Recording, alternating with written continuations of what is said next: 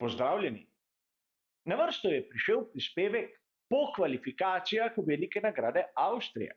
Skupaj si bomo ogledali, kaj se je zanimivega zgodilo do sedaj.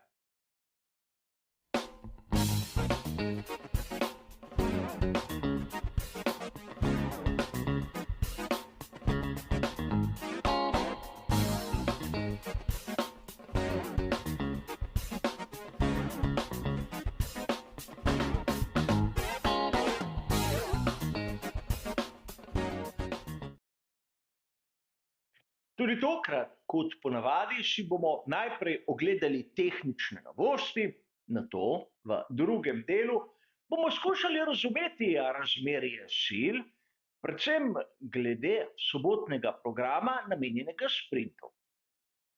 A začnimo kot običajno na samem začetku. Na Veliki nagradi Avstrije, če sem iskren, ni bilo za pričakovati nekih revolucionarnih aerodinamičnih paketov in nekih sprememb, ki bi bile omembe vredne. Vsaj tako je bilo pri večini ekip.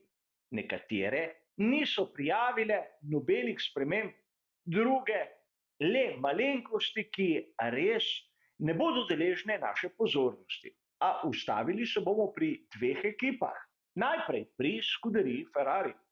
Kot vidite na dokumentih, kar nekaj popravkov, o katerih smo že pa spregovorili v 26. letošnjem komentarju novic. Na progi v Fioranu naj bi jih testirali v tistem snemalnem dnevu, ki so ga imeli na razpolago. In poglejmo pobližje, zakaj gre. Najprej spremembe na prednjem aerodinamičnem stabilizatorju in konici nosnega konusa. Na fotografijah boste videli novo varianto zgoraj, starejšo pa spodaj. In vidimo lahko, da vsaj kar se tiče na primer končnih plošč, je oblika, lahko bi dejali, malce bolj aerodinamična, malce bolj namenjena temu, da ima manjši zračni upor, ampak v resnici gre za malenkostne popravke, ki po mojem mnenju ne spremenijo bistva. Podobno bi lahko dejali pri samih pomožnih profilih prednjega aerodinamičnega stabilizatorja in pri konici nosnega konusa, ki spominja malce na ono, ki jo vidimo pri Red Bullu RB19. A kot ste že sami verjetno zapazili, malenkosti, ki ne bi bile niti vidne, če ne bi bilo skupaj stare in nove verzije. Pri Ferrariju so seveda pokazali tudi novo dno, katerega smo videli pa samo od zgoraj, kot se je seveda tudi v navadi. In tu nekaj manjših sprememb pri tistih usmernih ploščah, tam ob samem robu, ampak zopet malenkostni popravki, ki ne spremenijo bistva. A vsekakor verjamem, da na tistem skritem delu, ki ga mi ne vidimo, določene spremembe so. A rad bi poudaril še nekaj.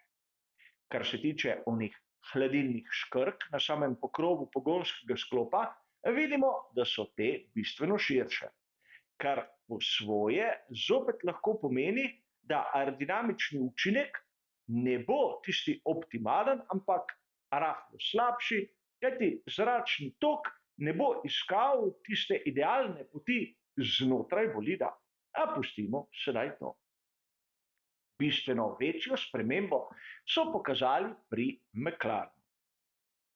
Pri ekipi iz Wokinga so objavili, da bodo v naslednjih velikih nagradah v bistvu popolnoma spremenili MCL60. In to, kar vidimo sedaj, naj bi bil samo prvi korak. In poglejmo sedaj nove bočne strukture pri bolidu ekipe McLaren, kjer vidimo lahko neko kombinacijo tistega, kar smo se navadili pri Red Bullu RB19 in onega, kar so pokazali pri Aston Martinu AMR23.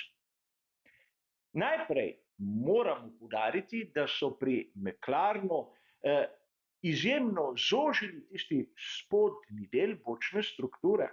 Ta je sedaj res podobna oni, ki jo vidimo pri Red Bullu.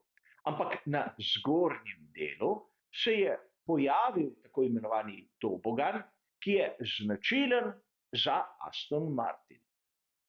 In seveda, če gre tu le za prvi del obsežne posodobitve, zna biti zanimivo, kajti že ta sprememba je drastična in glede na to, da na veliki nagradi Avstrije imamo le en prosti trening, so pri McLarenu izjemno samozavestni. A poglejmo si, kaj so pokazale kvalifikacije za nedeljsko dirko. Tam spredaj bi lahko dejali nič novega. Max Verstappen je skorajda nepremagljiv. A ne smemo pozabiti dejstva, da tu ima ogromno podpornikov. Tribune so že tradicionalno odete v oranžno.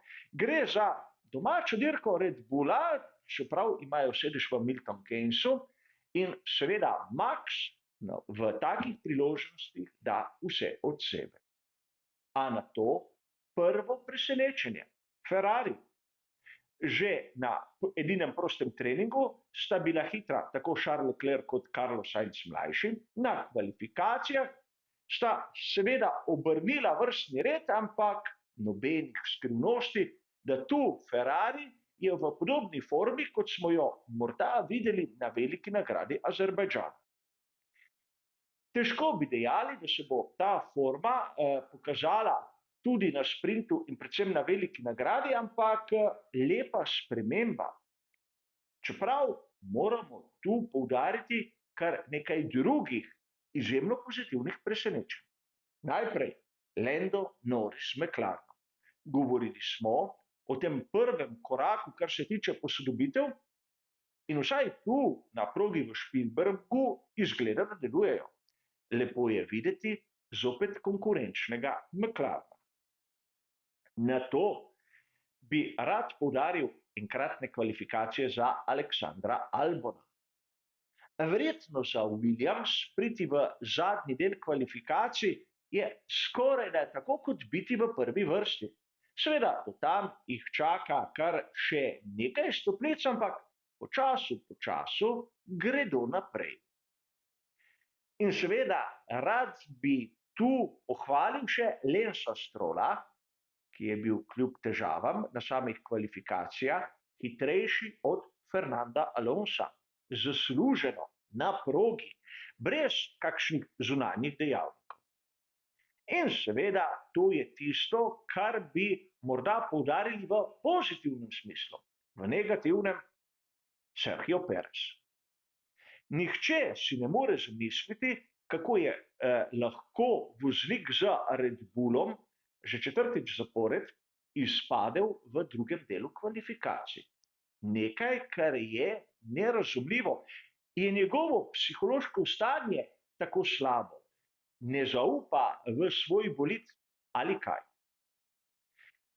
In seveda pri Red Bullu bodo morali začeti razmišljati, kaj naprej, ali pa jim je ta situacija v bistvu všeč, kajti sam Perez je na začetku sezone že začel ogrožati Maxa. Sedaj, ko sta malce bolj narazen, je pa situacija vsaj v garažah pomirjena. A da smo pri drugi ekipi Red Bulla, pri skuderiji Alfa Tauri, kjer ne smemo pozabiti, da Nick de Vries je bil lepo zadnji. Yuki Tsunoda, ki seveda je talentiran, je tudi izpadel v prvem delu kvalifikacij, ampak od nekoga, ki je bil prvak v Formuli 2, svetovni prvak Formule E, pričakujem bistveno več.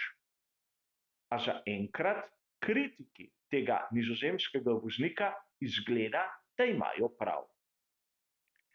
Med negativna presenečenja spada tudi George Russell, ki ni tako hiter kot Lewis Hamilton. Nažalost, mnogih, ki so Hamiltona dobesedno potiskali v pokoj. Lewis Hamilton z Mercedesom W14 ni bil tako spredaj, kot bi si lahko mislili, ampak blizu tistega, kar so pokazali pri Aston Martinu.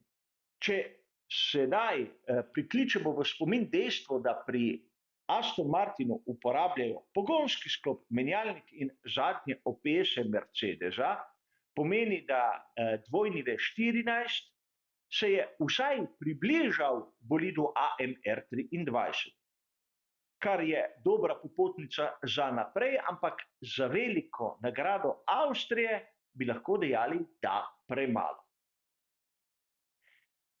Vremenska napoved je nekako govorila o tem, da v petek so možne nevihte, ki jih na srečo ni bilo, a v soboto in nedeljo so napovedane bistveno bolj konkretne padavine, ki bi lahko tudi malce premešale vsaj štartni razpored sprinta in izvedbo same te skrajšane oblike dirke.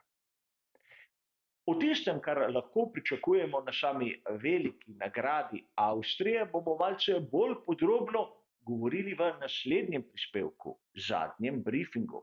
Kar se tiče pa programa v soboto, menim, da Max ima tu praktično odprto pot, vsaj do zmage v tem prvem delu dirkaškega vikenda. Pravzaprav je sam sebi največji nasprotnik. Ukolikor bo on napravil napako, jo bodo drugi lahko izkoristili. In zanimivo bi bilo videti, če bodo pri Scuderiji Ferrari znali držati ritem tudi na samem sprintu in ne izključno na kvalifikacijah. A seveda tudi to bi bila lepa, prijetna sprememba glede na tisto, kar smo videli na prejšnjih velikih nagradah. A videli bomo skupaj, kaj se bo zgodilo. Zaenkrat za ta prispevek po kvalifikacijah velike nagrade Avstrije bo to vse. Hvala za vašo pozornost in nasvidenje.